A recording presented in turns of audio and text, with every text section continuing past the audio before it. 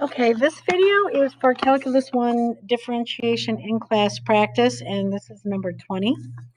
And we're starting to do practice with the chain rule, and I wanted to do some of the applications with you during class, even though we're starting to practice just doing the algebra for the chain rule. So the first one is to find the tangent line to this curve y equals 2 over 1 plus e to the negative x at the point 0, 1, and then illustrate it by graphing. So I'm going to show you the graph first. And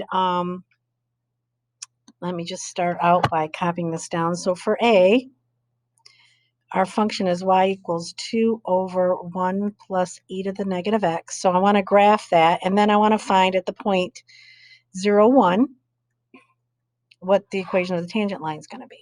So I graphed it just to kind of look at it. So here it is. And this is 2 over 1 plus e to the negative x. And at the point 0, 1, I actually did all this work and found the slope at that point, which is our derivative. Our first derivative is 0.5 or a half. And then when I did the tangent line, it was a half x plus 1. And I've shown you numerous times how you can do that on the calculator. I can go over step by step, and I think I will. So once you graph it, if you hit menu here on the calculator and analyze graph, if you hit dy dx and put 0 here, it will tell you at 0 the slope is 0.5. And then after you do that, once you find that, you can actually go into geometry under points and lines and tangent, and then just pick the point and it will tell you the tangent line. Okay, so that's just the steps again. So I already know the answer is the tangent line is a half x plus 1, but now we're going to do all the calculus and the algebra to back that up. So the first thing I'm going to do is get this set up, because I know that the tangent line is y minus y1 equals m x minus x1. And this is our point slope form. And the point is 0, 1, so this is your xy, so that's easy. I know that 1 is going to go here, and a 0 is going to go in for this. So far, so good. I just need to find the slope, which is a rate of change, which I know is our derivative. So I look at this function, I see that it's a quotient, so this is my f and my g. So I'm going to do my f and g's right over here. So f is going to be 2, f prime is 0, g is 1 plus e to the negative x. G prime is the derivative of 1 is 0. And the derivative of e to the negative x is to rewrite the function. So this is e to the u times u prime. And the derivative of negative x is a negative 1. So g prime is negative e to the negative x. Okay, so I've got that all set up. Now I'm going to go ahead and do the derivative. And so I have y prime is going to be f prime g, which is a 0, minus f g prime. And since 2 times g prime, which is a negative e to negative x, is already negative, a negative, if I say subtracting a negative, it turns positive. So that's going to be 2e to the negative x all over. And then I've got g squared, so it's 1 plus e to the negative x squared. So there's our derivative. And now I want to know the derivative when x is 0. So I'm actually going to plug 0 into this. So y prime of 0 is going to be 2 times e to the negative 0, which is still 0, all over 1 plus e to the negative 0, which is that's still a 0, squared. So e to the 0 is 1. 2 times 1 is 2 over, this is 1 plus 1, because e to the negative 0 is 1. 1 plus 1 is 2. 2 squared is 4. So it's 2 over 4, or 1/2, which we already knew because we had done this. So up in my equation, I'm going to put a 1/2. So now we're just going to figure out our tangent line. So the 1 goes here. So I have y minus 1 equals a half x minus 0. So y equals a half x plus 1. And we already knew that because we already graphed it. So I feel really good about that. And so we're set. So here's our, whoops, I didn't mean to do that. Let me undo that. I thought it was highlighting it. That's okay. So there's our tangent line. And the only reason why that's different than what we did before is because of the e to the negative x. You have to use a chain rule right here by multiplying it by -1. So that's the only reason why that one's a little bit different. Okay, the next one on this one is number 49. And this one, again, it says find all the points on the graph of this function where the tangent line is horizontal. And the only thing on here that I would add is I want to do it on the interval 0 to 2 pi so that we can come up with an answer that you don't have to keep talking about as it because it's a continuous function that this will happen many times. So we're just going to look at this one interval. So we have f of x equals 2 sine x plus sine squared x. And the thing I want to remind you that anything we do in calculus is in radians. So I wanted to graph and look at this function to see what it looked like. And I actually had to play with it a little bit so I could see what the graph looked like. And first of all, I want you to notice how I put this in the calculator. It's 2 times the sine of x plus it's sine squared x. Well, this calculator, you can't put the 2 right here. So you actually have to have a parentheses and put the sine of x in squared. And I went from 0 to 2 pi, and I counted by pi over 2. And as I look at this, I see it looks like a 0 slope here and a 0 slope down here. And if this is pi over 2, is for the first 0 slope, so this is pi over 2 for your x value. And it looks like this is pi over 2, 2 pi over 2. This looks like at 3 pi over 2, there's another 0 slope. And then at 2 pi. So there's looks like there's 2 spots where the slope is 0. So let's kind of do all our work to do that. And I know when the tangent line is horizontal that I know that my y prime, I'm going to put it equal to 0, or my first derivative put it equal to 0, because that's when I have a horizontal tangent line, because the slope is 0 at that point. So the first thing I'm going to do is do the derivative so we can put it equal to 0 to find out about that. So I've got f prime of x equals, and the derivative of 2 sine x is going to be 2 times the cosine of x, because the derivative of sine x is cosine x. And then I look at, this is sine squared x, and if you want to think of it like I showed you when I graph it, sine x squared. So this one I have to use the chain rule because it is a power function. So I'm going to bring the 2 down, plus 2, don't touch the baby, sine of x, times, and it goes to the first power, times the derivative of the inside, which is cosine of x. So the derivative of sine squared is 2 sine x cosine x, because we had to take the derivative of the inside after we did that. So there's our function. So I'm going to kind of factor this because I always want you to factor this. So I'm going to take out a 2 and a cosine x because it makes it easier. When I do that, I have a 1 plus a sine x left, and I'm going to put this equal to 0. This is why I always have you factor everything. It makes life so much easier. And then I'm going to make my big T, because I put each piece of this equal to 0. So I have 2 cosine of x equals 0. Divide by 2, I have cosine x equals 0.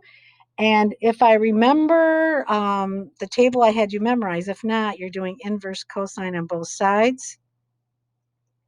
But basically, I want to know what angle, the first angles we go around, and I know the cosine of pi over 2, or 90, is 0. Okay. I also know that if I was looking at where else is 0, and I actually kind of draw this picture because that's a quadrantal angle. So here is my unit circle quadrants, and I have the point 1, 0 here, 0, 1 here, -1, 0 here, and 0, -1. So as I go around, because my interval is 0 to 2 pi, I see here at pi over 2, okay, that my cosine is 0, but I also see down here at 3 pi over 2 as well, okay, that my cosine is 0. So those two answers will work. If I do the cosine of 3 pi over 2, or the sine of pi over 2, I know that my cosine, or the x value, is 0. Now this other side, I do 1 plus the sine of x. I'm going to put that equal to 0. So then I have the sine of x equals -1. And if I didn't know what that would be right off the bat, you can do inverse sine on both sides to figure out what that is. But again, this is quadrantal, so I'm basically looking to see where your sine or your y value is negative. And if you look over here, it's at when x is 3 pi over 2. So at 3 pi over 2, my sine value or my y value is -1. So these are all in the quadrants. And when I looked at my graph to beginning with, I kind of thought it would be at pi over 2 and 3 pi over 2. So it just shows both on both. So right now, I wanted to look at, they want to know, find all the points. All right. So I have to actually find the point, and I know I can look at the graph. So I basically have to do f, our original function is pi over 2, and I have to do f of 3 pi over 2 to see what my y value would be. Okay, so normally this is not a big deal, but it is trig, so it does make people give them pause. So I'm going to come up here on this black one right here and say 2 times the sine of pi over 2 plus the sine squared of pi over 2. And pi over 2 is, the sine of pi over 2 is 1. 2 times 1 plus the sine of pi over 2 is 1, and 1 squared is 1. So 2 plus 1 is 3. So that's the y value of pi over 2. So one of the points that's going to be the answer is going to be pi over 2, 3. Let me finish this and we'll do the other one. So then we're going to do f of 3 pi over 2. So it's going to be 2 sine of 3 pi over 2 plus sine squared of 3 pi over 2. So that's going to be 2 times, and the sine, so if I look down here, of 3 pi over 2 is -1. So it's 2 times -1 plus sine of 3 pi over 2, which is -1, and it's squared. So that's -2 plus 1, or -1. So our first point where our tangent line is 0 is going to be the point pi over 2, 3, because that's what we found the y value to be. And the other one is going to be 3 pi over 2, -1. So those are the 2 points that have a 0 tangent line. And if you go back to the graph I did right here, here's pi over 2, and this is 3, 1, 2, 3, and this is -1, 3 pi over 2, -1. So it works good with the graph. That makes me happy. Okay. Okay, the next one we're going to do is number 51 on this page, and this one is a little bit different, but once you figure out what they want, it's quite interesting. So if f of x, capital F of x, equals f of g of x, so this is a composition, so I have an inside function and outside function. So I know we're looking at something with a chain rule where they tell you where f of -2 is 8, f prime of -2. So I'm going to just kind of stack all this here so we know f of -2 is 8. F prime of -2 is 4. So they're saying the point -2, 8 is on the graph of f, and the slope at -2, so this is our slope of -2, is 4. I'm like, okay. Then they talk about f of 5. So they told you, excuse me, f prime of 5. Well, the slope at 5 is 3, so this is another slope. Then they said g, another function, g of 5 is -2. So on the function g, I have the point 5, -2, just so we know what we got here. Then g prime of 5 is 6. So the slope at the point 5 is 6. So you're like, okay, that's all nice. What do I do? They want me to find f prime of 5. So first of all, I'm going to write down f of x and show you how really easy this is f of g of x. So I know to find f prime of x, it's going to be the derivative of the outside, so of the mother, so f prime of don't touch the baby of g of x, times the derivative of the baby, which is g prime of x. I know it looks ugly, but that's what that derivative is. So now we're just going to go through and kind of plug in all the numbers they gave us, all right?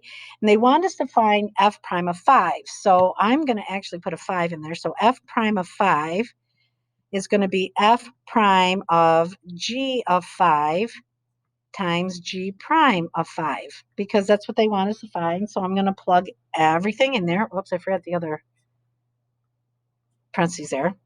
So now I just go through and use the information. So f prime of 5 equals f prime, and g of 5, they told us, was -2. So f prime of -2 times g prime of 5, and they told us g prime of 5 was 6. So I'm going to keep going. F prime of -2, we come up here, is 4 times 6 equals 24. So the answer is 24.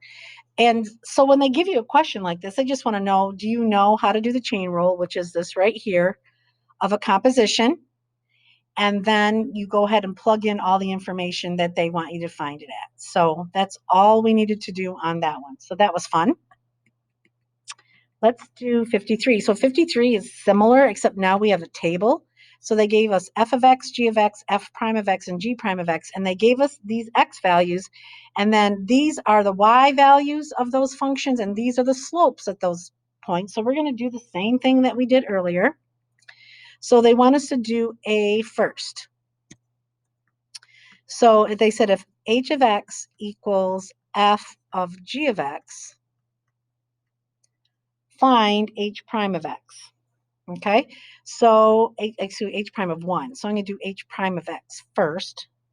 So it's the derivative of the mother, and don't touch the baby, times the derivative of the baby.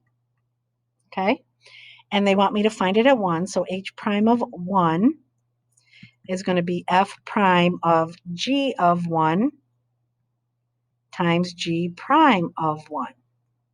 Now the rest of this is kind of fun, because you're just going to come up here and like plug everything in from your table. So I'm using Christmas colors. H prime of 1 equals f prime. Now I got to find g of 1. So where's g of 1? You come up here. Here's my g of x. G of 1 is going to be 2. So f prime of 2 times, they want g prime of 1. So g prime of 1 is 6. Then I have to do h prime of 1. I have to find f prime of 2. So f prime of 2 comes over here as 5 times 6, or 30. So again, they want to know, do you know how to do the derivative of composition and use this table to fill it out? Okay.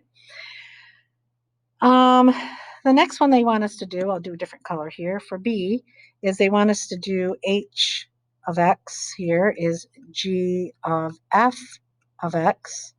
So this one's a little bit different. So I want to find h prime of x first, because I want to find h prime of 1 when I'm done.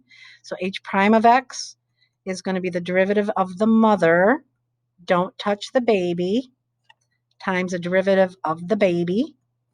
And now I'm going to put the 1 in there because they want us to find h prime of 1. So I get g prime of f of 1 times f prime of 1. Okay.